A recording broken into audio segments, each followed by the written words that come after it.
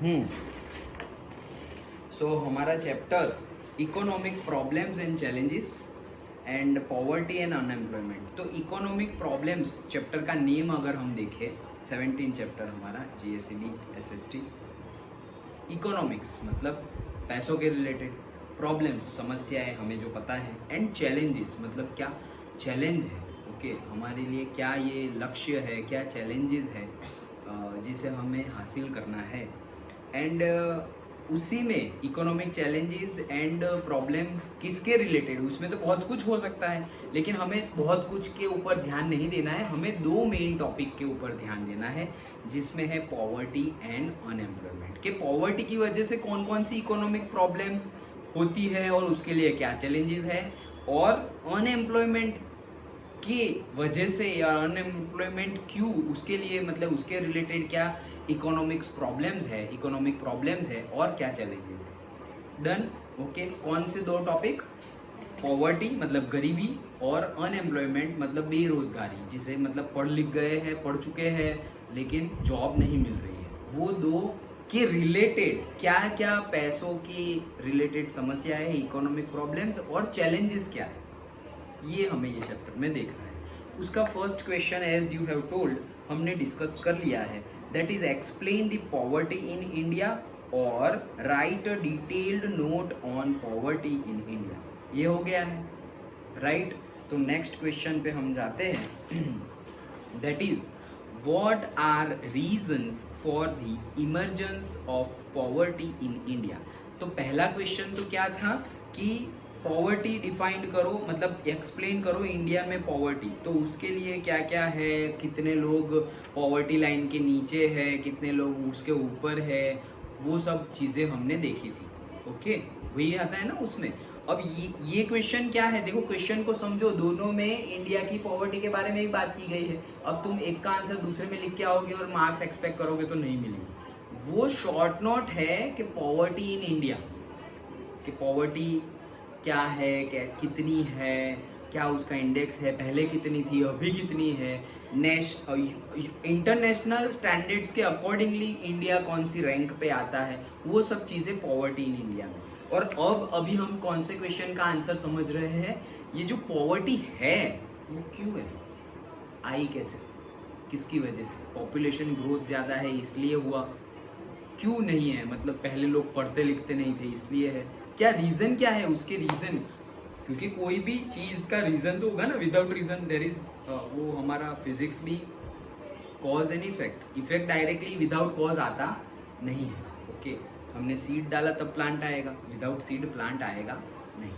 सो effect क्या है poverty, लेकिन उसके कॉज क्या है, रीजंस क्या है, क्यों पॉवर्टी इंडिया में क्यों है भाई, बाकी नेशन में नहीं है, मतलब नहीं है, मतलब सपोज कोई नेशन है जिसमें नहीं है और हमारे नेशन में ज़्यादा है, तो क्यों, तो उसके बहुत सारे रीज़न है, तो बहुत सारे रीज़न में हमें कितने लिखने हैं, क्या लिखना है वो हमें डन, ओके चलो तो डिस्कस करते हैं। सबसे पहला पॉइंट इरेगुलर रेनफॉल, देखो यहाँ पे डाइजेस्ट में बोल्ड करके ही दिखाया गया है, तो एक वो तुम बोल्ड वाला कीवर्ड्स ही याद रख लो, उसके बेस पे तुम पॉइंट लिख सकते हो। तो पहला पॉइंट ही किसके ऊपर है, इरेगुलर रेनफॉल, स्टोरी वाइज याद रखो, पहले तुम समझो कि बारिश गिरा, पहला कीवर्ड बारिश गिरा, ओके रेनफॉल आया ना तो मतलब बारिश गिरा, अब उसमें क्या है, बारिश गिरा स्टोरी के लिए लिखना नहीं है, बारिश गिरा, ओके। अब इरेगुलर रेनफॉल, रेगुलर मतलब क्या, नियमित, रेगुलरली, ओके, एंड इरेगुलर मतलब अनियमित, ओके मतलब जो रेगुलर टाइम पे ना हो वो, जैसे कि थोड़े स्टूडेंट अभी आएंगे तो उसको हम इरेगुलर बोलेंगे, ओके कि अभी भी आ रहे हैं, फिर क्यों, क्योंकि कई लोग एजम्पशन भी लगा देंगे शायद सर लेट हो जाए तो 5 मिनट हम भी एक्स्ट्रा, लेकिन मैं भी इरेगुलर हूँ, okay accepted, but regularly irregular नहीं हूँ, ओके चलो। सो irregular rainfall and inadequate irrigation facilities are responsible for the decline in the income from agriculture। तो जो एग्रीकल्चर के रिलेटेड हमें इनकम मिल रही है, इंडिया को जो खेती करके इनकम मिल रही है उसमें कमी हो रही है, मतलब पहले सपोज इतने करोड़, पहले सपोज 1000 करोड़ मिल रहे थे, अब सपोज 200 करोड़ मिल रहे हैं, तो भाई 1000 से 200 करोड़ और नीचे ही जा रहा है ग्राफ, क्यों ऐसा हुआ, तो उसके उसका मेन रीजन है इरेगुलर रेनफॉल, जो हमने समझ लिया कीवर्ड्स में। लेकिन सेंटेंस में हमने क्या क्या देखा है? Irregular rainfall and इनएडिक्वेट irrigation facility. Irrigation मतलब सिंचाई, मतलब पानी। ओके, इरेगुलर और से इनएडिक्वेट। इनएडिक्वेट मतलब, एडिक्वेट मतलब क्या? इनफ। एडिक्वेट मतलब इनफ, कि तुम्हारे लिए जितना इनफ है उतना। एंड इनएडिक्वेट मतलब क्या? नॉट इनफ, जितना ज़रूरी है उतना नहीं। जैसे कि तुम्हें एक पर्टिकुलर तुम्हारा फार्म है, वो फार्म को पानी, वो फार्म में पेड़ों को पानी देने के लिए तुम्हें 1000 लीटर पानी चाहिए डेली, तो तुम्हारे पास सिर्फ 500 लीटर ही है। चाहिए कितना था? 1000 लीटर, और है कितना? 500 लीटर। डन। 1000 लीटर चाहिए था और 500 लीटर है, तो क्या इनफ है ये? नहीं, इनफ नहीं है ना। 1000 चाहिए था और 1000 होता तो हम बोलते कि भाई इनफ है, हमारी इतनी ज़रूरियात है और इतना है, बस दैट्स इट। ओके, बट 1000 की ज़रूरियात है, नीड है, और तुम्हारे पास है कितना? 500, तो वो क्या हो गया? इनएडिक्वेट, इनफ अमाउंट में नहीं है। तो पहला पॉइंट इरेगुलर रेनफॉल। क्यों पानी नहीं है? इनएडिक्वेट इरिगेशन फैसिलिटी क्यों है? क्योंकि रेनफॉल इरेगुलर है, बारिश रेगुलरली नहीं होती। मतलब इस साल ज़्यादा हुई, नेक्स्ट ईयर और ज़्यादा हुई, फिर नेक्स्ट ईयर हुई नहीं, उसके नेक्स्ट ईयर भी थोड़ी बहुत हुई। इरेगुलर, रेगुलरली नहीं कि इतना बारिश हर साल आता ही रहेगा, ऐसा है नहीं। उसके लिए भी रीज़न तो इनडायरेक्टली हम लोग ही है, अभी वो बात नहीं करेंगे, लेकिन समझ गए? ओके, तो पहला point, irregular rainfall and inadequate irrigation facilities are the reason for the decline of the income coming from the agriculture. Understood? कि खेतों की वजह से जो हमारे इनकम होनी चाहिए उसमें डिक्लाइन आ रहा है, उसमें डिक्रीज, वो अमाउंट डिक्रीज हो रही है।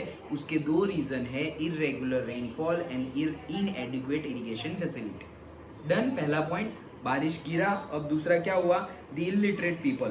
तो जब बारिश गिरा ना, तो जो इलिटरेट पीपल थे, मतलब जिसको हम गुजराती में बोल देते हैं अभण, ओके, अशिक्षित, जिसे हम अच्छी लैंग्वेज में बोलते हैं अशिक्षित। अशिक्षित मतलब जिसको शिक्षा नहीं मिली, वो कौन सी शिक्षा? स्कूल की शिक्षा। ओके, घर की शिक्षा तो माँ बाप देंगे, स्कूल की शिक्षा नहीं मिली है, तो उसको हम क्या बोलेंगे? इलिटरेट। तो स्टोरी लाइन में पहला क्या हुआ था? बारिश गिरा था। अब दूसरा क्या है? जब बारिश गिरा ना, तो जो इलिटरेट लोग हैं ना, वो भीग गए। इलिटरेट लोग ही भीगे हैं, लिटरेट लोग नहीं भीगे हैं। ओके, स्टोरी लाइन समझ में आ गई? अब पॉइंट देखते हैं। So illiterate people are engaged in the agriculture for ages. मतलब एग्रीकल्चर, खेती कौन करता है? जिन, मतलब यहाँ पे ऐसा नहीं है वही लोग करते हैं, ऐसा हम नहीं बोल रहे। पॉइंट में क्या बोलना चाहते हैं कि बहुत एज बहुत सारे सालों तक जो इलिटरेट लोग थे वही खेती करते थे, वही एग्रीकल्चर एक्टिविटी में इन्वॉल्व थे। क्यों? क्योंकि वो दूसरा कुछ करते नहीं है ना, क्या कर सकते थे? अंडरस्टूड? तो वो एग्रीकल्चर एक्टिविटीज करते थे। They do not possess required knowledge, skills and और training for the high paying professions. तो उनके पास वो स्किल्स, वो नॉलेज, वो ट्रेनिंग नहीं थी जो हाई पेइंग प्रोफेशनल्स के लिए रिक्वायर्ड है। वो लोग एग्रीकल्चर में सालों तक लोगों ने काम किया क्योंकि उनके पास हाई पेइंग जॉब्स जो इंडस्ट्री में मिलती है उसके रिलेटेड जो चाहिए नॉलेज, उसके लिए चाहिए जो स्किल्स एंड ट्रेनिंग, वो उनके पास। दे डू नॉट पजेस मतलब मालिकी भाव के है। दे डू नॉट पजेस मतलब उनके पास नहीं है। डन, समझ में आ गया? सेकेंड पॉइंट कि the illiterate people work in or say engaged or say involved in agriculture industries for ages or say for so many years, ऐसा भी तुम लिख सकते हो। ages मतलब for long duration। okay, क्यों? they do not possess the required knowledge, skills or training which is required for high paying jobs। Done, okay, तो दो पॉइंट हमारे हो गए।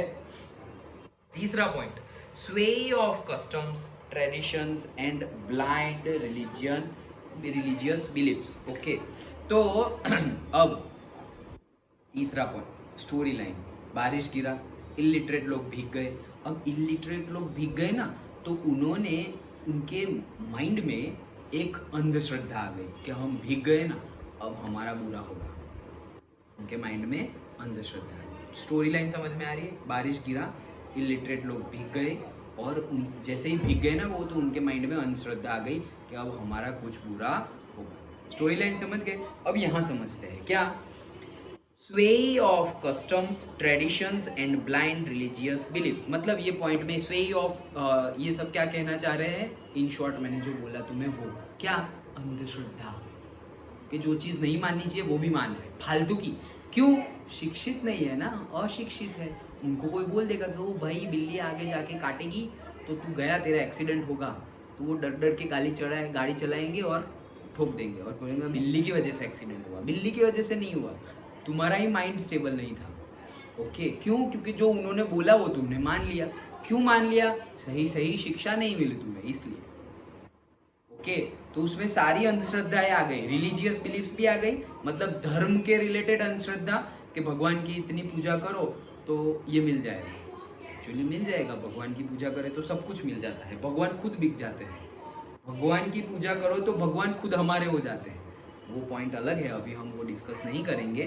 ओके, बट कहने का मीनिंग क्या है कि अभी सपोज तुम बोर्ड की एग्जाम देने वाले हो, अभी तुम आज से ही भगवान का नाम लेना शुरू कर दो और फिर बोर्ड की एग्जाम दे के आओ, पढ़ाई ना करो, पास हो जाओगे क्या?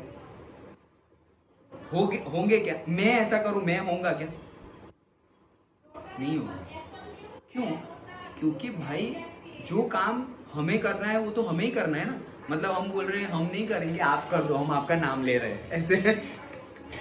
ओके, तो भगवान हमारा काम करेंगे भाई। समझ में आ रहा है? तो ये डिसबिलीफ है। कई लोग ऐसे सप्लीमेंट्री के ऊपर ऐसे लिख देते हैं कि भाई इससे हमारा पेपर अच्छा होगा। अरे मैं खुद लिखता था, सप्लीमेंट्री पे नहीं, नोटबुक पर। ओके, जो ट्यूशन की स्कूल की नोटबुक्स होती थी उसमें मैं भी लिखता था। शायद आज की डेट में भी लिखता ही हूँ, कुछ भी। एटलीस्ट गणेश जी का नाम लिख देता, श्री गणेशाय नमः, ऐसा भी कुछ नहीं तो ओम लिख, बहुत कुछ लिखता था। अभी वो वापस डिस्कस नहीं करेंगे। बट कहने का मीनिंग क्या है? ये एक हम किसने सिखाया? ये स्कूल में सिखाते हैं क्या? फर्स्ट पेज पे पहले ही ऐसा लिख दो? नहीं सिखाते, ये घर में से सिखाते हैं। ओके, अब ये गलत नहीं है इसलिए हम इस पे ज़्यादा डिस्कस नहीं करेंगे, बट गलत नहीं है, भगवान से रिलेटेड है, भगवान में हमारी श्रद्धा बैठती है, वो अच्छी बात है। लेकिन तुम सोचोगे कि पहले पेज पे भगवान का नाम लिख दिया, अंदर तुम कुछ भी करो तो सब कुछ अच्छा। अरे ऐसे थोड़ी होगा। समझ में आया? मतलब ये तो वैसी ही बात हो गई कि मैं पूरे दिन गलत काम कर रहा हूँ और रात को शाम को 7 बजे जाके मंदिर में जाके आरती करके आ जाता हूँ, तो पूरे दिन के गलत काम चले गए? ऐसे थोड़ी। समझ में आ रहा है? प्लस माइनस नहीं हो जाता, कर्म का प्लस माइनस नहीं होता। गलत काम किया उसका भी आएगा पेमेंट, जो तुम्हें चुकाना पड़ेगा। और जो तुमने आरती की ना 15 मिनट, वो सोच के कि तुम्हारे गलत काम चले जाएंगे, उसका भी बेनिफिट मिलेगा तुम्हें, उसका भी मिलेगा। लेकिन ये दोनों क्या है? कर्मास है। हम सोचेंगे कि अच्छा किया और बुरा किया, प्लस माइनस नील हो गया, जीरो हो गया। नहीं, नील नहीं होगा। बुरे का भी मिलेगा और अच्छे का भी मिलेगा, दोनों का मिलेगा, नील नहीं होता। नहीं तो टेररिस्ट लोग तो ऐसे कितने हजारों लोगों को मार दिया और फिर चैरिटी कर दी, खत्म हो गया क्या? थोड़ी, दोनों करना पड़ेगा। मिलेगा, वो जो कर रहे हो उसका भी मिलेगा, लेकिन जो बुरा किया उसका भी भुगतना पड़ेगा। डन? ओके, तो ये बिलीफ सिस्टम के ऊपर तीसरा पॉइंट है। This blind religious belief system force people to indulge in huge unproductive expenditure। मतलब कि ये सब चीजों की वजह से लोग क्या करते हैं? क्या लिखा था? Unproductive expenditure. अनप्रोडक्टिव मतलब जिसकी जरूरी, जिससे कुछ होगा नहीं वैसा खर्चा हो जाएगा, जिससे कुछ होगा ही नहीं, कुछ होने ही नहीं वाला, अंधश्रद्धा है, उसके रिलेटेड खर्चा हो जाएगा। एक्सपेंडिचर मतलब खर्चा। अनप्रोडक्टिव, प्रोडक्टिव मतलब कुछ यूजफुल हो रहा है, अनप्रोडक्टिव मतलब कुछ भी यूजफुल उसमें से नहीं है, वैसा खर्चा हो जाएगा। क्यों? ये अंधश्रद्धा की वजह से। आगे लिखा है, they borrow money from the village money lenders at exorbitant rate of interest by mortgaging their land, okay, मतलब गिरवी रखना। As a result more than 90% of the villagers are caught in the डेब्ट ट्रैप, ओके। तो क्योंकि इनके पास वो शिक्षित नहीं है, अशिक्षित है, तभी तो अंधश्रद्धा और उस सब में मानते हैं, तो उनकी वजह से उनका अनप्रोडक्टिव एक्सपेंडिचर भी बढ़ता है और वो क्या कर देते हैं, बहुत ही ज्यादा अमाउंट के इंटरेस्ट की, उसके लिए जो वर्ड यूज किया गया है एग्जॉर्बिटेंट, एग्जॉर्बिटेंट मतलब वेरी वेरी वेरी ह्यूज, बहुत ज्यादा, ओके। तो एग्जॉर्बिटेंट अमाउंट के इंटरेस्ट की, एग्जॉर्बिटेंट अमाउंट नहीं, एग्जॉर्बिटेंट इंटरेस्ट, जैसे कि भाई इंटरेस्ट 10% लो तुम, तो 1 लाख रुपीज की लोन तुमने किसके पास से ली, तो 10% इंटरेस्ट से तुम्हें वापस कितने देने हैं, 1,10,000 एक साल के बाद। लेकिन ये बोलेंगे 50% इंटरेस्ट, कितना, 50%, तो तुमने 1 लाख रुपीज तो लिए, एक साल के बाद कितने देने हैं, 1,50,000। कहाँ 1,10,000, कहाँ 1,50,000, 40,000 ज्यादा। क्यों? क्योंकि मनी लेंडर्स के पास से तुमने लोन लिए, बैंक के पास से लोन नहीं लिए, तो वो, और फिर गिरवी क्या रखा, अपनी जमीन जायदाद, तो उसमें वो लोग डेब्ट ट्रैप में फंस जाते हैं। डेब्ट ट्रैप में फंसना मतलब एक को चुकाना है पैसे, उसके लिए तुमने दूसरे से उधार लिया, अब दूसरे को भी चुकाना है, उसके पास से तीसरे से उधार लिया, सब जगह से उधार लिया, अब सब लोग तुम्हारे पास पैसे मांगने आ रहे हैं, तुम फंस गए, किसका चुकाए, इसे बोलते हैं डेब्ट। डेब्ट मतलब उधार, उधार के ट्रैप में तुम फंस गए। Done, okay. तो ये हमारा थर्ड पॉइंट था। फिर से एक बार पूरा पॉइंट पढ़ लेता हूँ। स्वे ऑफ कस्टम्स मतलब रीति रिवाज, ट्रेडिशंस वही, okay, and blind religious believes force people to indulge in huge unproductive expenditure. They borrow money from the village moneylenders at exorbitant rate of interest by mortgaging their land. As a result, more than 90% of the villagers are caught in the debt trap. तो 90% से ज़्यादा village के लोग डेब्ट trap में फंस जाते हैं। पॉइंट समझ में आ गया? पक्का? ओके।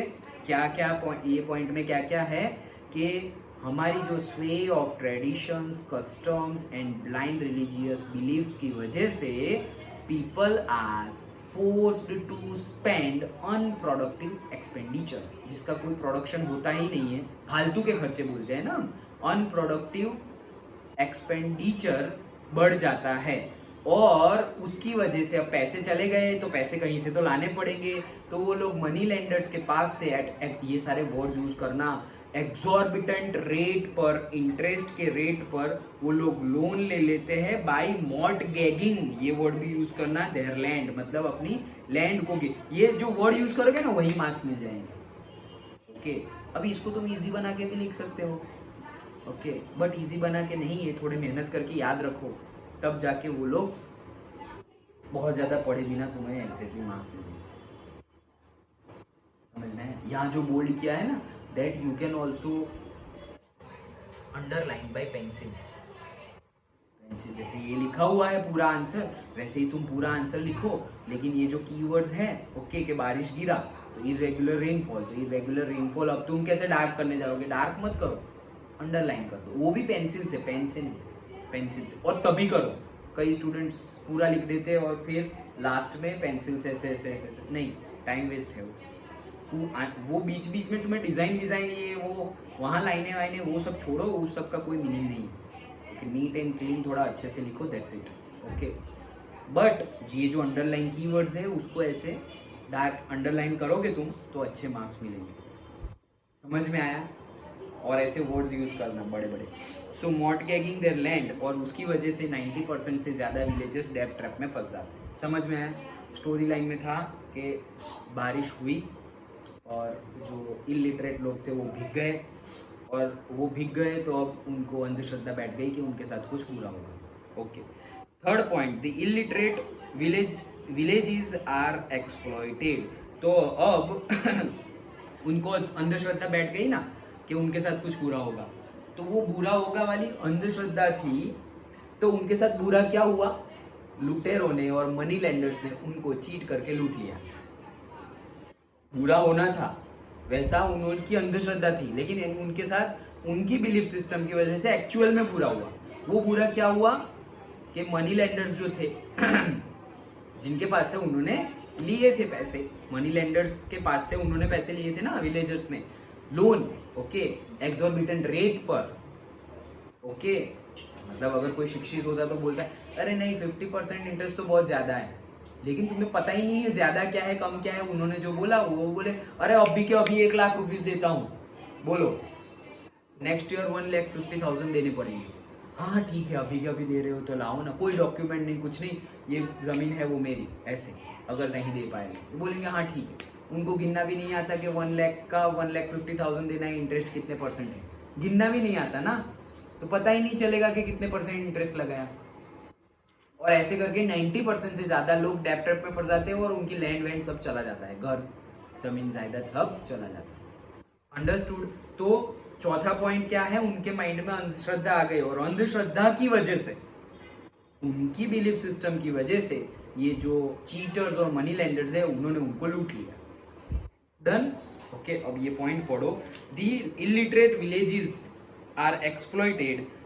इलिटरेट विलेजेस नहीं आएगा, थोड़ा करेक्शन कर देना, विलेजर्स आएगा, गांव के लोग आएंगे, गांव थोड़ी इलिटरेट है, गांव के लोग इलिटरेट है, okay. So the illiterate villagers are exploited by the landlords and money lenders. Done, okay. इसमें तो कुछ है ही नहीं, बस इतना ही है। नेक्स्ट पॉइंट, नहीं है एक पॉइंट है, द इलिटरेट विलेजर्स आर, यहाँ पे ठीक लिखा है villagers, the illiterate villagers are unable to derive their benefits as they do not possess information of the welfare schemes of the government। तो क्या बोल रहे हैं कि the illiterate villagers are unable to derive their benefits, मतलब कि उनके जो illiterate है, ऐसा नहीं है, गवर्नमेंट ऑफ इंडिया का काम क्या है भाई, तुम लिटरेट हो या इलिटरेट हो तुम्हें खाना तो मिलना चाहिए। मोदी की गारंटी, अभी बोर्ड लगे हुए सब जगह ओके, कि मोदी की गारंटी है, इलेक्शन आ रहे हैं, ओके, कि भाई राशन कार्ड है तो राशन कार्ड में पता है ना, वो राशन शॉप जो होती है हमारी, तो भले ही बाहर सपोज 50 रुपीज़ के जी का तुम्हें वीट मिले, वहाँ पे मिलेगा 5 रुपीज़ का, 3 रुपीज़ का, 1 रुपीज़ का, लाइक दैट। तो कहाँ 50 और कहाँ 5, लेकिन सबको नहीं मिलेगा। जो BPL है, मतलब बिलो पॉवर्टी लाइन है, उनको ही मिलेगा, ओके।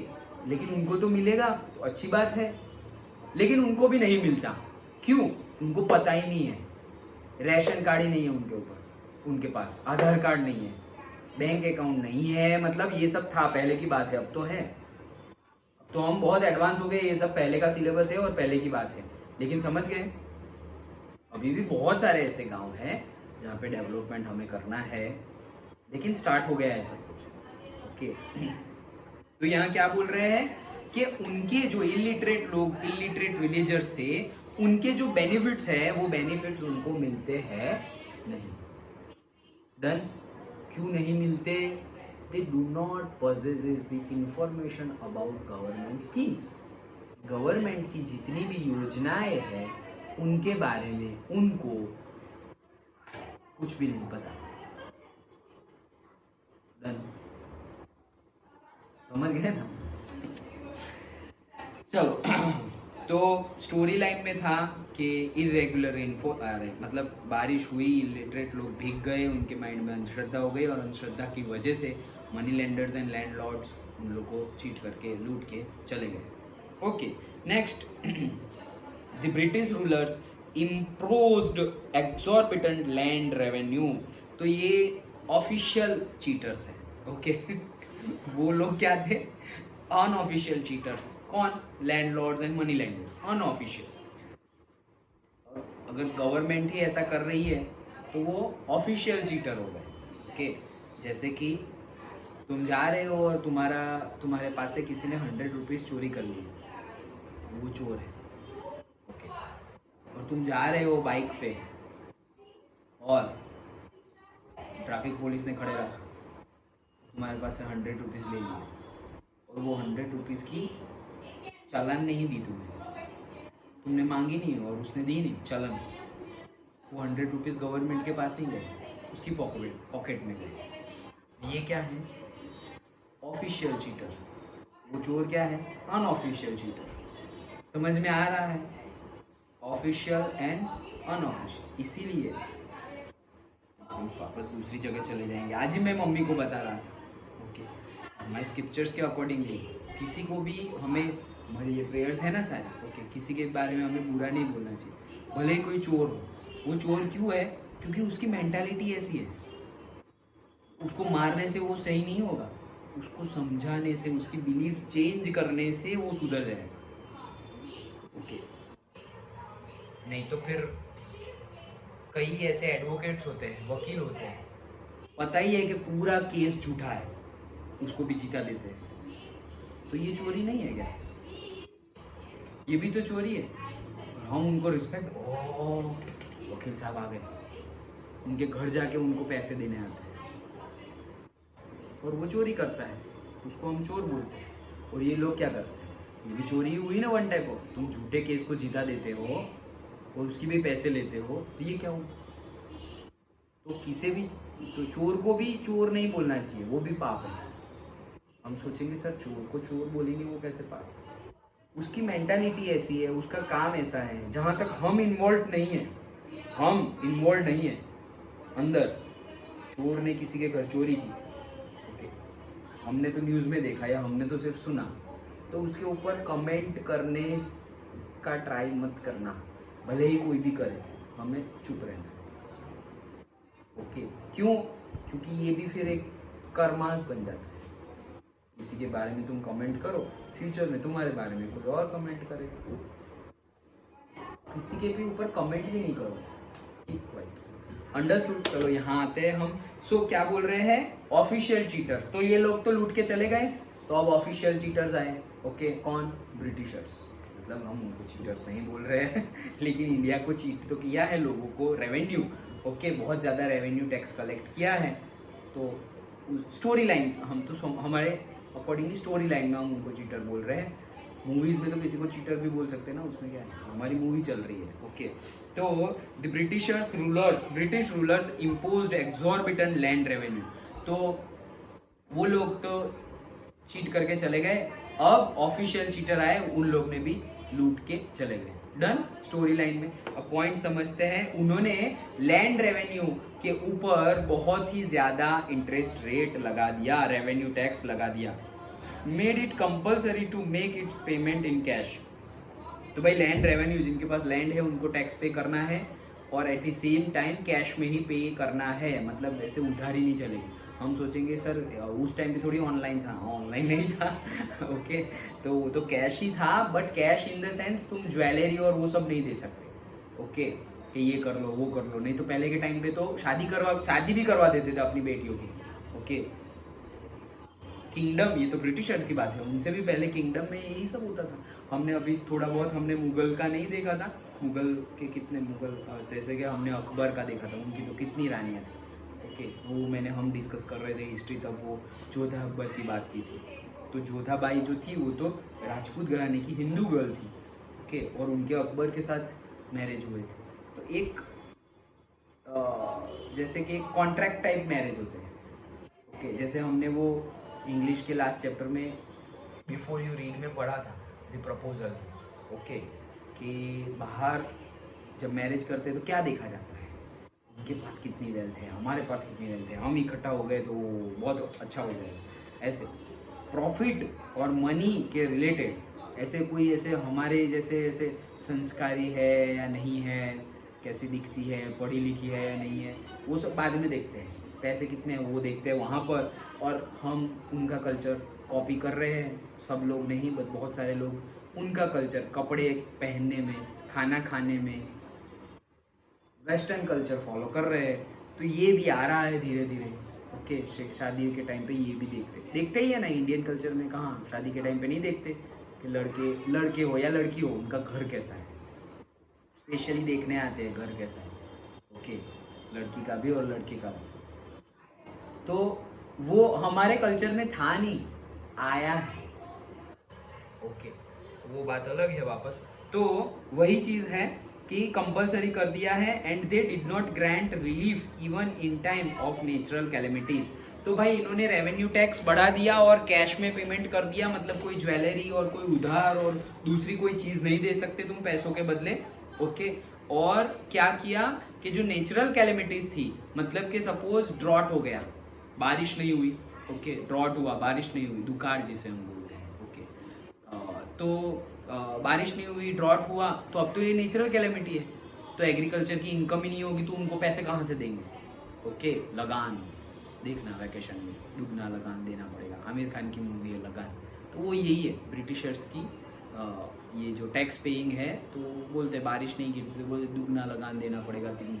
फिर मूवी में आ क्या जाता है कि अगर तुम हमसे क्रिकेट मैच में जीत गए तो तुम्हारा सारा लगान माफ ऐसे, और अगर हार गए तो दुगना लगान ऐसे, जीत जाते हैं हम लोग। ये तो मूवी है, लेकिन ऐसा सब होता था, ओके।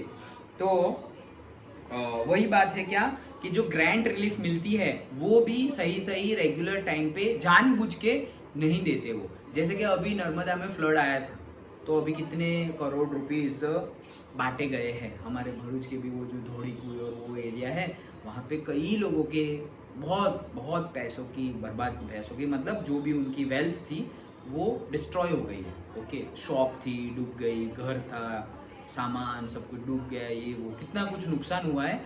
तो सबको गवर्नमेंट ने बहुत कुछ रिलीफ फंड दिया है। रिलीफ फंड मतलब कि थोड़ी बहुत पैसे देकर कि भाई उनका जितना नुकसान हुआ है उसका थोड़ी बहुत कमी हो जाए, ओके, वैसा दिया है। अभी किसको कितना मिला है वो हमारा टॉपिक नहीं है, बट जिनको मिला है या जिनको नहीं मिला है वो लोग अच्छे से बता पाएंगे। बट मिला है, न्यूज़ में आया था वो, इसलिए मैं बता रहा हूँ। तो ऐसे रिलीफ फंड होते हैं। अभी ये भी रिलीफ फंड क्यों आएगा, उसको डिक्लेयर कर दिया क्या, नेचुरल कैलेमिटीज, ओके। तो जैसे फ्लड आ जाए, ड्रॉट आ जाए, बहुत ज़्यादा बारिश हो जाए, ओके, जिसे हम गुजराती में बोलते हैं ना, ये ड्रॉट को बोलते हैं दुकाळ, और ओवर मानसून को क्या बोल देते हैं, लीलो दुकाळ। एक होता है सूखो दुकाळ, दूसरा होता है लीलो दुकाळ। लीलो दुकाळ मतलब इतना पानी है कि एग्रीकल्चर वहीं पे मर गया, विदाउट पानी भी मर जाएंगे और ज़्यादा पानी पे भी मर जाएंगे, ओके। उसको जितना भी मैं अभी सारे प्लांट में 1-1 लीटर पानी डाल दूँ तो ऐसा थोड़ी अच्छा नहीं है, और पानी ना ही डालूँ तो। अभी 4 दिन शादी में थे तो वो प्लांट आज सुबह देखा तो ऐसे सब मुरझा जा गए, पानी डाला, अब थोड़ा कंडीशन ठीक है, ओके। तो अगर ऐसा हुआ तो ऐसा होता है। तो ये क्या बोल रहे हैं, नेचुरल कैलेमिटीज थी, उसकी जो ग्रांट है, रिलीफ फंड है, वो भी सही सही रेगुलर टाइम पे रिलीज नहीं करते थे Britishers. The farmers had no other alternative but to approach money lenders to raise funds for the payment of the land revenue। अब ये लोग के पास पैसे हैं नहीं और गवर्नमेंट को पैसे देने पड़ते थे, इसीलिए वापस वो कहाँ जाते हैं, वही अनऑफिशियल चीटर के पास, मतलब मनी लेंडर्स और लैंडलॉर्ड्स के पास जाते हैं। क्यों, पैसे लेने के लिए, उधार के लिए। The exploitative British rule was mainly responsible for the rural poverty। ये पूरी लाइन बोल्ड में है, अलग से लिख देना अच्छे से, ओके। कि भाई जो एक्सप्लॉयटेशन ब्रिटिश रूल था, मतलब जो शोषण करने वाला, शोषण, ओके। कि भाई एक्सप्लॉयटेशन का मीनिंग क्या होता है, शोषण करना, ओके, मतलब छीन लेना बोले तो जो एक्सप्लॉयटेशन ब्रिटिश रूल था वही मेन रीजन था रूरल पॉवर्टी के लिए, ओके। मतलब गांव में जितनी भी पॉवर्टी है उसके लिए कौन रिस्पॉन्सिबल है, ब्रिटिश रूल। कौन सा British rule, the exploitative British rule. Done, समझ में आ गया। तो ये जो शोषण करने वाला ब्रिटिश रूल था वो रिस्पॉन्सिबल है पॉवर्टी के लिए, जो गांव में पॉवर्टी है उसके। Done, okay okay. हमारा स्टोरी लाइन आगे बढ़ाते हैं। बारिश गिरा, इलिटरेट लोग भीग गए, तो उनके माइंड में अंधश्रद्धा हो गई, तो मनी लेंडर्स और वो लैंडलॉर्ड्स उनको चीट करके चले गए। अब ऑफिशियल चीटर्स आए, ब्रिटिश गवर्नमेंट, उनके बारे में हमने ये पढ़ा, ओके। वो लोग भी चीट करके चले गए, और हमने बोला कि भाई मेन कॉज क्या है पॉवर्टी का, ये ब्रिटिश एक्सप्लॉयटेटिव रूल। डन, आगे की स्टोरी में आगे बढ़ते हैं। Development of agriculture was neglected. अब ये लोग भी लूट के तो चले गए, लेकिन लूट के चले गए और अब वो लोग जो एग्रीकल्चर का डेवलपमेंट होना चाहिए उसको निग्लेक्ट कर दिया। किन्होंने, ब्रिटिशर्स ने। कैसे निग्लेक्ट कर दिया, भाई कुछ इंडस्ट्री ऐसी आई ही नहीं, इंडिया में ऐसी कोई इंडस्ट्री नहीं आई जैसी वेस्टर्न कल्चर में इंग्लैंड के पास, फ्रांस के पास, ऑलरेडी अमेरिका के पास वैसे मशीन टूल्स इंडस्ट्रीज थी, जिससे जैसे हम तो बैल ही चला रहे हैं भाई, वो लोग ट्रैक्टर चला रहे हैं। समझ में आ रहा है? तो जो मशीन टूल्स है, एग्रीकल्चर रिलेटेड मशीन टूल्स, वो इंडिया के पास नहीं था। तो कहने का मीनिंग क्या है कि हमारा ब्रिटिशर्स लूट के चले गए और ब्रिटिशर्स ने आगे क्या किया, एग्रीकल्चर में जो डेवलपमेंट करना चाहिए उसको निग्लेक्ट कर दिया। डन, स्टोरी लाइन समझ गए, आगे पॉइंट पढ़ते हैं। सो development of agriculture was neglected during the era of planning. तो जो प्लानिंग ईरा है, नहीं रे वो छूट गया क्या? हाँ रे छूट गया ना। ओके, उन्होंने क्या किया देखो, the British ruler encouraged cultivation of the cash crops. Okay, तो ब्रिटिश रूलर्स क्या किया, एनकरेज किया कल्टीवेशन ऑफ कैश क्रॉप्स। लूट के चले गए, स्टोरी लाइन में आगे लूट के चले गए British official cheaters, British rulers लूट के चले गए, और अब उन्होंने क्या किया, उन्होंने एनकरेज किया, प्रोत्साहित किया किसको, जो कैश क्रॉप्स है उसकी एग्रीकल्चर एक्टिविटी करो, रोकड़ या पाक जिसे हम बोलते हैं। ओके, कैश क्रॉप्स मतलब जैसे मूंगफली है, ये टॉबेको है। ओके, मतलब जो तुरंत ही हम उसका कंजम्पशन कर सके। ओके, तुरंत कंजम्पशन कर सके वैसे। तो क्या है उसमें, this reduce the land under the cultivation of the food grains. तो भाई अगर कैश क्रॉप्स ज्यादा किए, मतलब सारे ही ऑयल्स उसमें आ गए, टॉबेको उसमें आ गया, वो कॉटन उसमें आ गया, तो ये सब चीजें अगर तुम ज्यादा कर रहे हो तो भाई गेहूं चावल कौन करेगा? तो ये कैश क्रॉप्स को उन्होंने एनकरेज किया, इसीलिए ये जो मेन खाना पीने की चीजें हैं उसको निग्लेक्ट कर दिया, food grains. Done. Okay, as a result production of food grains declined, और उसकी वजह से क्या हुआ, फूड ग्रेन्स का प्रोडक्शन क्या हो गया, डिक्रीज हो गया, डिक्लाइन हो गया। And this triggered the scarcity of food grains and increase in the prices. और इसकी वजह से क्या हुआ, फूड ग्रेन्स की अछत हो गई, मतलब स्कैरसिटी हो गई। और अगर डिमांड ज्यादा है और सप्लाई कम है तो क्या होगा, प्राइस बढ़ जाएगी। डिमांड ज्यादा है, जैसे कि भाई टोमेटो खरीदने वाले, आज सब्जी मंडी में 100 किलो टोमेटो की डिमांड है और बहुत सारे लोग, 200 लोग आ गए और सारे लोग 1-1 किलो टमाटर लेने वाले हैं, मतलब 200 केजी। अब डिमांड हो गई 200 केजी की और सब्जी मंडी में कितने पड़े हैं, सिर्फ 100 केजी। लोगों को पता चल गया अरे सभी लोग टमाटर ही मांग रहे हैं, तो 20 रुपीज केजी की जगह 40 रुपीज केजी कर दिए, डबल कर दिया प्राइस। क्यों, बिक ही जाने वाला है, भले ही 40 कर दिया, बिक जाने वाला है। क्यों, इतने सारे लोग ही एक नहीं लेगा तो दूसरा ले लेगा। समझ में आया?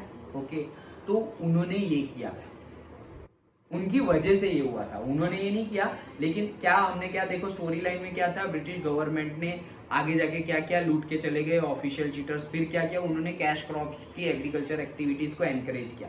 उसकी वजह से क्या हुआ कि जो फूड ग्रेन्स की एग्रीकल्चर एक्टिविटी थी उसको निग्लेक्ट किया, और उसकी वजह से फूड ग्रेन्स का प्रोडक्शन क्या हुआ, डिक्लाइन हुआ, और डिमांड ज्यादा और सप्लाई कम होने की वजह से फूड ग्रेन्स की प्राइस हाइक हो गई और से इंक्रीज हो गई। डन, समझ में आया? मतलब जो ऑयल है, ये जो हम डिफरेंट कॉटन सीड ऑयल, सीसम ऑयल, जितने भी टाइप के ऑयल्स है, और से टॉबेको है, कॉटन है, ये सब किस में आएंगे, कैश क्रॉप्स में आएंगे। ओके, और फूड ग्रेन्स उसमें नहीं आएंगे, गेहूं चावल उसमें नहीं आएंगे। डन। ओके, समझ में आया ना पॉइंट? चलो नेक्स्ट। अब development of agriculture was neglected, तो स्टार्टिंग में फिर हुआ क्या, ये ब्रिटिश गवर्नमेंट की बात हुई, तो ब्रिटिश गवर्नमेंट ने क्या किया था कि कैश क्रॉप्स को एनकरेज किया। अब हम अपनी बात करते हैं, ब्रिटिश गवर्नमेंट गई, हमने क्या किया, उन्होंने तो एग्रीकल्चर एक्टिविटी में कैश क्रॉप्स को इंपॉर्टेंस दिया, हमने क्या किया, हमने तो कैश क्रॉप्स क्या, हमने तो एग्रीकल्चर एक्टिविटीज को प्लानिंग में रखा ही नहीं, हमने तो डिस्कस ही नहीं किया, प्लान ही नहीं किया कि एग्रीकल्चर को कैसे आगे बढ़ाया जाए, हमने भी निग्लेक्ट किया। उन्होंने फूड ग्रेन्स को निग्लेक्ट किया और हमारी गवर्नमेंट ने तो पूरी एग्रीकल्चर को ही निग्लेक्ट कर दिया। स्टोरी लाइन में ऐसा लिखेंगे, समझ गए? पॉइंट पढ़ते हैं, development agriculture neglected during the era of planning, मतलब जब प्लानिंग हो रहा था वो टाइम पे उसको निग्लेक्ट किया गया। Benefits of development did not reach the poor and they continue to live in the poverty. तो ये जो डेवलपमेंट के बेनिफिट्स थे, ओके, डेवलपमेंट के जो बेनिफिट्स थे उससे क्या हुआ, डेवलपमेंट के जो भी बेनिफिट्स थे वो पुअर तक पहुंचे नहीं, जो गरीब लोग थे उस उन लोगों तक ये पहुंचे नहीं, और नहीं पहुंचे तो क्या हुआ, वो गरीब के गरीब ही रहे और वैसे ही जीते रहे। ये पॉइंट समझ में आ गया। देखो वो पॉइंट, स्टोरी लाइन अच्छे से समझो। बारिश गिरा, अनएजुकेटेड लोग भीग गए तो उनके माइंड में बैठ गया कि उनके साथ कुछ बुरा होगा। मनी लेंडर्स, लैंडलॉर्ड्स ने उनके साथ चीट किया, उसके बाद ब्रिटिशर्स ने भी उनके साथ चीट किया। अब ब्रिटिशर्स ने चीट किया और फिर क्या किया, ब्रिटिशर्स ने चीट करने के बाद उन्होंने कैश क्रॉप्स को एनकरेज किया, फूड ग्रेन्स को निग्लेक्ट किया। फिर क्या हुआ, फिर हमारी गवर्नमेंट आई, हमने तो पूरे एग्रीकल्चर को ही निग्लेक्ट कर दिया। उसकी वजह से क्या हुआ, उसकी वजह से जो डेवलपमेंट हुआ ब्रिटिश गवर्नमेंट जाने के बाद, इंडियन गवर्नमेंट आने के बाद जो डेवलपमेंट हुआ, वो डेवलपमेंट के बेनिफिट्स हमारे लोगों, गरीब लोगों के, गांव के गरीब लोगों के तक पहुंचा नहीं वो बेनिफिट्स, और हमारे गांव के गरीब लोग गरीब ही रहे। डन, याद रह गया स्टोरी लाइन। ओके, आगे देखते हैं। Economic reforms introduced in 1991। तो अब क्या हुआ, गवर्नमेंट ने पहले तो निग्लेक्ट कर दिया एग्रीकल्चर को ही, अब 1991 में हमने निग्लेक्ट नहीं किया। एसएसटी में क्यों नहीं आया? सो उसको हमने निग्लेक्ट कर दिया।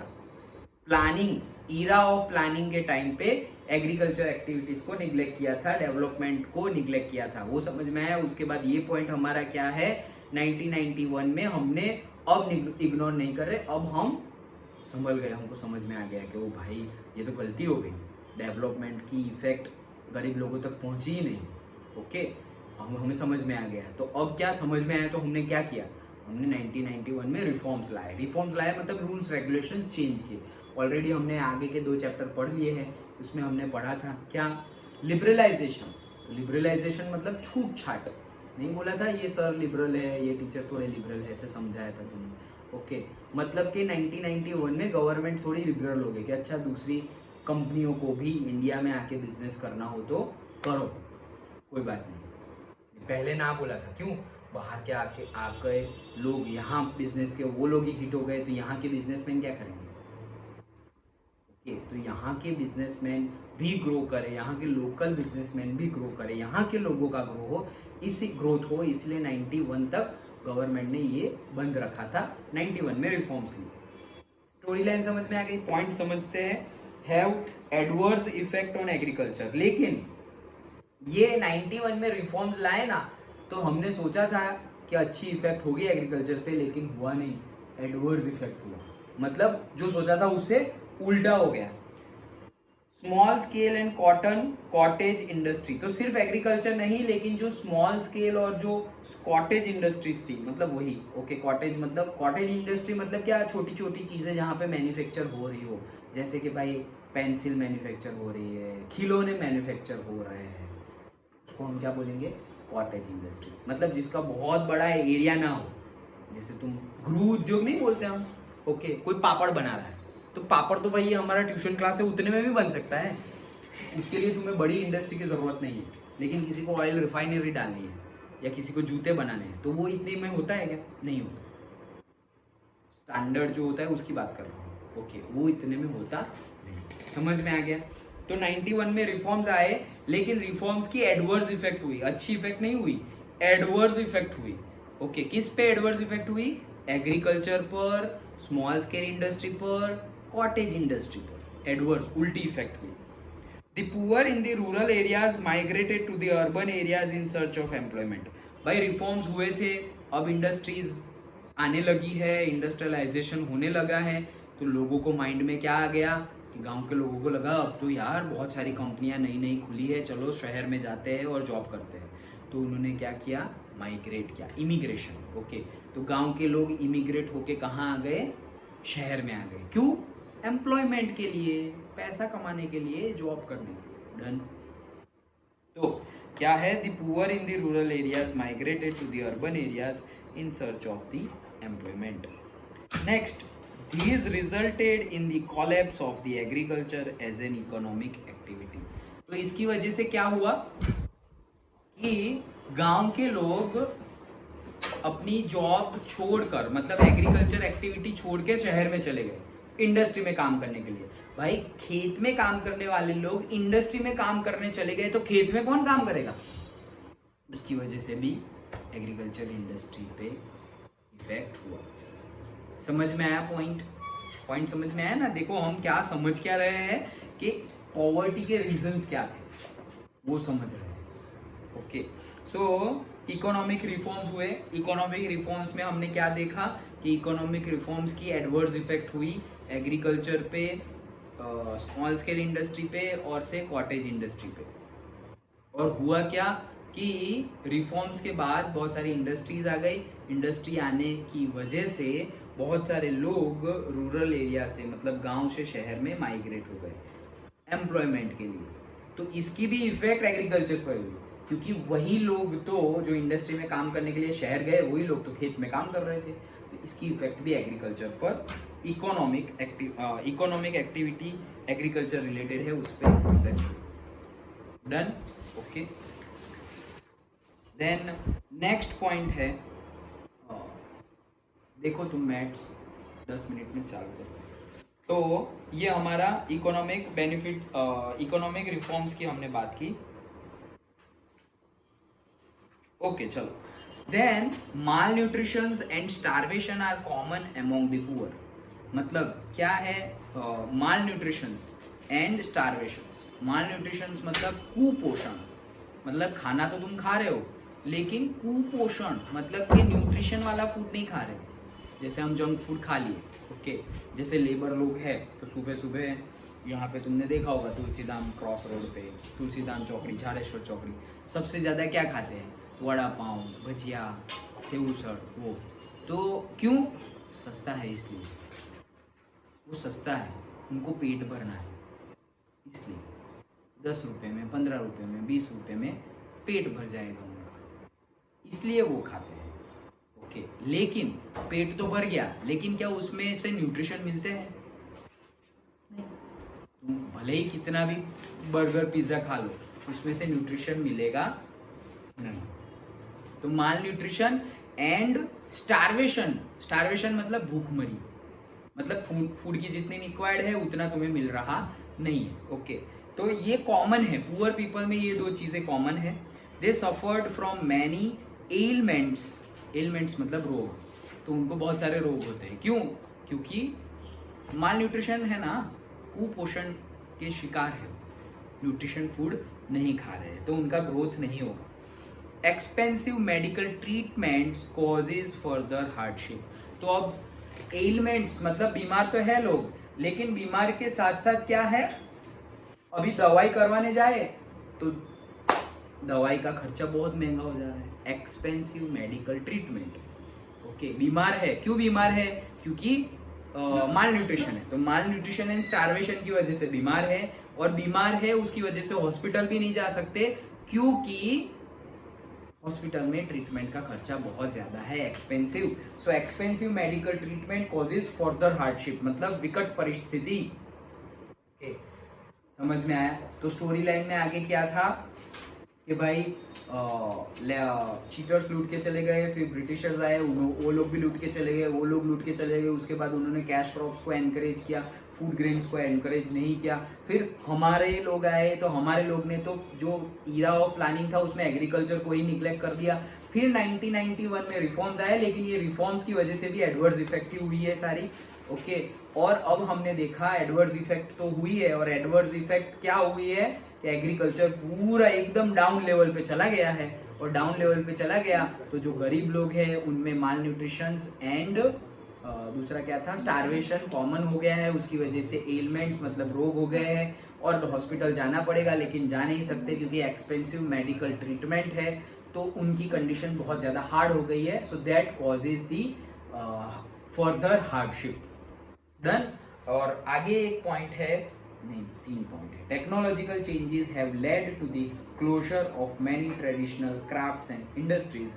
The workers have been rendered jobless. तो अब क्या है, टेक्नोलॉजिकल चेंजेस। तो अब हमने एग्रीकल्चर रिलेटेड यहाँ पे बात कर ली, फिर एग्रीकल्चर कम हो गया तो खाने पे असर हुई, वो भी बात कर ली।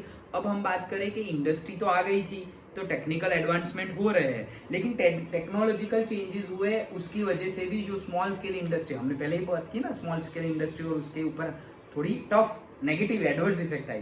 तो ये जो छोटी छोटी इंडस्ट्रीज है और टेक्नोलॉजिकल चेंजेस की वजह से मैनी ट्रेडिशनल क्राफ्ट्स, मतलब वही स्मॉल स्केल ट्रेडिशनल क्राफ्ट्स, मतलब जैसे कि कोई ज्वेलरी बनाना, गले में पहनने का हार, ओके, या फिर बैग बनाना, हैंडीक्राफ्ट्स, ओके, हैंडीक्राफ्ट्स बनाना, गले में पहन नेकलेस बनाना, ओके, कपड़े बनाना, कुछ भी बुनना, मतलब बनाना मतलब बुनना, ओके, वीविंग करना।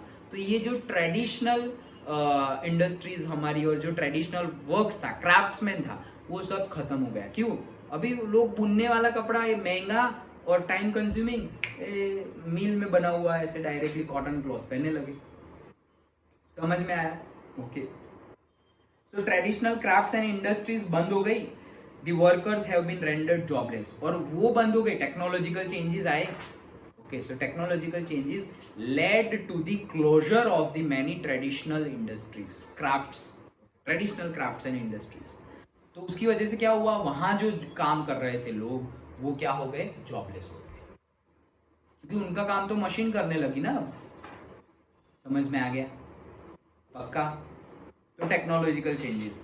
एंड नेक्स्ट पॉइंट क्या है, unemployment has further triggered poverty. तो टेक्नोलॉजिकल चेंजेस हुए, उसका लास्ट पॉइंट क्या था कि जॉबलेस हो गए लोग, जो वो छोटी इंडस्ट्री में काम कर रहे थे, क्राफ्ट्स में, ट्रेडिशनल क्राफ्ट्स और इंडस्ट्रीज में काम कर रहे थे, वो लोग जॉबलेस हो गए। जॉबलेस हो गए तो क्या हुआ, वो नेक्स्ट पॉइंट क्या, unemployment has further triggered the poverty. मतलब जॉबलेस हो गए, भाई पहले से गरीब है और अब जॉबलेस हो गए तो और गरीब हो जाएंगे ना। पहले तो वड़ा पाव भी खा रहे थे, अब तो वो भी नहीं खाएंगे, पैसे ही नहीं है तो क्या खाएंगे। अंडरस्टूड? समझ में आया? तो ये पॉइंट देखते हैं। Progress in the medical science has increased the expectancy of life. तो भाई मेडिकल साइंस में प्रोग्रेस हुआ, मेडिकल साइंस में प्रोग्रेस हुआ तो एक्सपेक्टेंसी ऑफ लाइफ बढ़ गई, मतलब लोग ज्यादा जीने लगे। क्यों? दवाइयाँ खा खा के भी जीते हैं पहले कुछ प्रॉब्लम हुई तो इतनी मेडिकल साइंस, जैसे कि किसी का पैर टूट गया, और पहले से लोगों को थोड़ी फ्रैक्चर ज्वाइन करना आता है, तो वैसे ही बंदा चलता रहेगा, फिर वो आगे जाएगा और फिर ऐसा हो सकता है कि उसकी डेथ भी हो जाए। ऐसा नहीं इमीडिएट, भले ही 10 साल 20 साल के बाद, बट डेथ क्यों हुई, एक फ्रैक्चर की वजह से डेथ हो गई। और आज तो फ्रैक्चर हुआ, हॉस्पिटल गए, 15 डेज मंथ का प्लास्टर लगाया, निकाला, हो गया, डन। मेरा भी फ्रैक्चर हुआ है जब छोटा था। वो सीढ़ी आती है ना स्कूल में, स्लाइड, तो वहां पे सरकने की बजाय मैं डायरेक्टली ऊपर से कूदा था पता नहीं क्या चल रहा था दिमाग में, टशन में ऐसे ऊपर से स्लाइड करने की बजाय ऊपर से डायरेक्ट मैं नीचे कूदा, तो पता ही नहीं चला हाँ कि फ्रैक्चर हो गया। फिर वापस ऐसे घूम के वो सीढ़ी चढ़ने के पास ऐसे हाथ, वो सीढ़ी पे ऐसे हाथ ऐसे पैर रख के ऐसे पकड़ने के लिए ऐसे किया ना, तो ये हाथ से तो सीढ़ी पकड़ ली, ये हाथ ऐसा ही है और उठा ही नहीं, और ऐसे उठाने गया ना, इतना खतरनाक दर्द हुआ और फिर रोना शुरू फिर मुझे घर रखने आए थे सब चलो अभी भी कभी कभी विंटर में पेन होता है। क्यों? ओरिजिनल है जो पहले से आया है वो ठीक है, बाकी अगर तुमने कुछ भी उंगली की तो कोई गारंटी नहीं है, ठीक है? मोदी जी भी गारंटी नहीं दे सकते इसकी अच्छा चलो, तो मेडिकल साइंस में लाइफ एक्सपेक्टेंसी बढ़ गई है, population has increase due to the decline of death rate. भाई डेथ रेट कम हो गया, मेडिकल साइंस में प्रोग्रेस हुई, डेथ रेट कम हो गया, मतलब लोग कम मर रहे हैं तो क्या हुआ, पॉपुलेशन बढ़ गया, डेथ रेट कम हुई और बर्थ रेट ज्यादा हो गई। डेथ रेट कम हुई, बर्थ रेट ज्यादा हो गई, मेडिकल साइंस आगे बढ़ रही है, तो लोग दवाइयाँ खा खा के भी ऐसे जी रहे हैं, तो हुआ क्या, पॉपुलेशन बढ़ गई। पॉपुलेशन बढ़ गई तो क्या होगा, अगेन पॉवर्टी बढ़ेगी। क्यों? डिमांड ज्यादा, supply come. Understood? Okay, so the supply of the labor has increased manifold. Okay, however मतलब the supply of labor has increased manifold, मतलब लेबर का सप्लाई भी इफेक्ट हुआ. however employment opportunities are insufficient. तो भाई labour बढ़ गया. Labour and skilled labour में डिफरेंस है. स्किल मतलब उसके पास स्किल है, उसके पास नॉलेज है. लेबर मतलब जो लेबर खेत में काम करता था एग्रीकल्चर में, वही लेबर अब इंडस्ट्री में लेबर का काम कर रहा है, मतलब यहाँ से सामान उठा के वहां रख रहा है. वही कहेंगे क्या, इंडस्ट्री में काम कर रहे. भाई सैलरी कितना है, वहां था उतना ही है. तो भाई खेत में किया, यहाँ किया, सेम ही तो है. नॉलेज बढ़ा क्या? नहीं. क्या नॉलेज बढ़ा?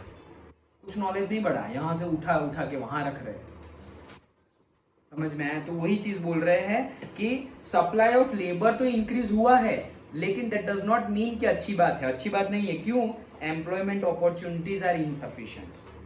क्योंकि एम्प्लॉयमेंट अपॉर्चुनिटीज बढ़ी नहीं है. लेबर सप्लाई बढ़ गया बट लेबर इज नॉट. तुम बोले कि भाई हम पढ़े लिखे हैं, जॉब नहीं मिल रही है, तो लेबर का वर्क तो ऐसे ही मिल जाएगा तुम्हें.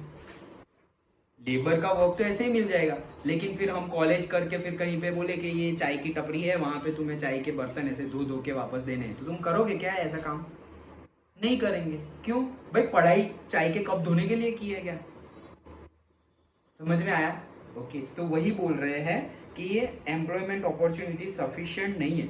This led to the unemployment and unemployment has further triggered poverty. तो इसकी वजह से अनएम्प्लॉयमेंट बढ़ा और अनएम्प्लॉयमेंट बढ़ने की वजह से पॉवर्टी भी क्या हो गई? डन. पॉइंट समझ में आ गया. Next and last point, the purchasing power of the people has declined. तो अभी अनएम्प्लॉयड हो गए थे लास्ट पॉइंट तक, और अब क्या हुआ? अनएम्प्लॉयड हो गए, पैसे नहीं है, तो अब क्या होगा? Purchasing power. यहाँ पे बोल्ड लाइन ही नहीं है, तो हम पहले पॉइंट को ही बोल्ड लाइन बना देते हैं. परचेजिंग पावर कम हो गया. परचेजिंग पावर मतलब क्या? कुछ चीज खरीदने की क्षमता.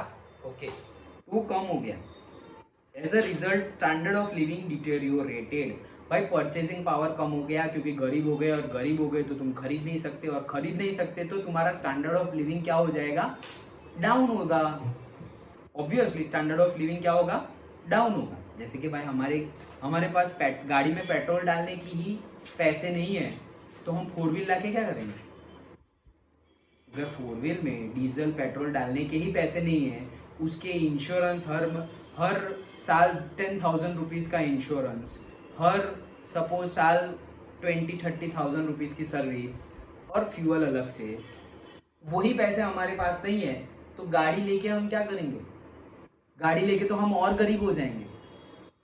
समझ में आ रहा है? ओके. तो वही पॉइंट यहाँ पे बता रहे हैं. उसकी वजह से स्टैंडर्ड ऑफ लिविंग क्या हो गया? कम हो गया, डिटोरियोरेट हो गया. This is the reflection on the state of poverty in India. तो यही एक मोटा मोटा पिक्चर है, रिफ्लेक्शन है पॉवर्टी इन इंडिया का. समझ में आया? पूरी स्टोरी लाइन कैसे थी? बारिश गिरा, इलिटरेट लोग भीग गए, वो भीग गए, उनके माइंड में अंधश्रद्धा हो गई कि उनके साथ कुछ बुरा होगा, और उनके साथ बुरा हुआ क्या? मनी लेंडर्स और लैंडलॉर्ड्स ने उनको चीट कर लिया. फिर आए official cheaters, British ruler. Okay, तो उन्होंने भी लूटा. कैसे? रेवेन्यू टैक्स बढ़ा के, और नेचुरल कैलेमिटीज़ में जो पैसे देते हैं, रिलीफ फंड देते हैं, उनमें भी उन्होंने लेट किया. उसकी वजह से लोगों को इफेक्ट हुआ. ओके, इकोनॉमिक एक्टिविटीज़ को इफेक्ट हुआ. तो उन्होंने भी चीट किया. फिर उन्होंने क्या किया? उन्होंने कैश क्रॉप्स को प्रमोट किया, एनकरेज किया. कैश क्रॉप्स को प्रमोट किया तो फूड ग्रेन्स का जो प्रोडक्शन होना चाहिए वो कम हुआ. तो उसके रिलेटेड इनकम जनरेट हुई नहीं, और इनकम जनरेट नहीं हुई तो पैसे, फिर उनकी प्राइस बढ़ गई. फूड ग्रेन्स डिमांड ज़्यादा है, सप्लाई कम है, तो प्राइस बढ़ गई. उनका तो हमने देख लिया कि उन्होंने कैश क्रॉप्स को प्रमोट किया. फिर आई हमारी बारी. तो ईरा ऑफ प्लानिंग था, उसमें हमने एग्रीकल्चर को ही निग्लेक्ट कर दिया. एग्रीकल्चर को निग्लेक्ट कर दिया तो फिर एग्रीकल्चर और डाउनग्रेड हो गया. 1991 में हमें समझ में आया कि अच्छा गलती हो गई. अब इकोनॉमिक रिफॉर्म्स हुए तो उसकी इफेक्ट जो सोचा था उससे उल्टा हो गया. एग्रीकल्चर स्मॉल स्केल पे उल्टी इफेक्ट हो गई. अब लोग गांव से शहर में आ गए और इंडस्ट्री में काम कर रहे हैं. गांव में खेत में काम करने के लिए कोई बचा नहीं. ओके, तो वहां पर भी क्या हो गया? उसकी एडवर्स इफेक्ट हुई. खेत एकदम, मतलब एग्रीकल्चर एकदम लो लेवल पे आ गया. उसकी वजह से क्या हुआ? माल न्यूट्रिशन एंड स्टारवेशन. वो हो गया, गरीबों में ये कॉमन हो गया, ये कॉमन हो गया, उसकी वजह से उनको एलिमेंट्स हो गए, different types of disease, word तुम यूज कर सकते हो। अब क्या, हॉस्पिटल जाना पड़ेगा, लेकिन वो खर्चा भी बेयर नहीं कर सकते, क्यों, expensive medical treatment promote to the further hardship. Okay, अब ये तो हो गया, तो उनकी हार्डशिप बढ़ गई। अब हमने बोला रिफॉर्म्स आए थे तो टेक्नोलॉजिकल चेंजेस हुए थे, तो टेक्नोलॉजिकल चेंजेस हुए थे, इसकी वजह से ट्रेडिशनल क्राफ्ट्स एंड इंडस्ट्रीज थी वो क्या हो गई, बंद हो गई। वो बंद हो गई तो लोग क्या हो गए, वहां जो काम कर रहे थे वो बंद हो गई, तो वो क्या हो गए, जॉबलेस हो गए। समझ में आया। उसके बाद नेक्स्ट पॉइंट, जॉबलेस हो गए तो क्या हुआ कि अब तो जॉबलेस हो गए तो पॉवर्टी में और इंक्रीज हो गया। वही पॉइंट है ना हमारा, unemployment has further triggered the poverty. तो जॉबलेस हो गए तो और अनएम्प्लॉयड, पॉवर्टी और बढ़ गई। और लास्ट पॉइंट कि पॉवर्टी और बढ़ गई तो उनका परचेसिंग पावर क्या हो गया, कम हो गया। परचेसिंग पावर कम हो गया तो स्टैंडर्ड ऑफ लिविंग भी क्या हो गया, डिटोरियोरेटेड, कम हो गया। डन। ये पूरा का पूरा रिफ्लेक्शन, मोटा मोटा पिक्चर था रीजंस और cause of poverty in India, not short note on poverty in India, reasons for poverty in India. Done. पूरी स्टोरी लाइन और पूरा क्वेश्चन समझ में आया, बहुत बड़ा आंसर था, बट आई होप के याद रह गया होगा। अंडरस्टूड, याद रह गया पूरा। एग्जाम में आएंगे तो पूरा ये स्टोरी लाइन लिख दोगे ना, भूलना मत। ओके, ठीक है।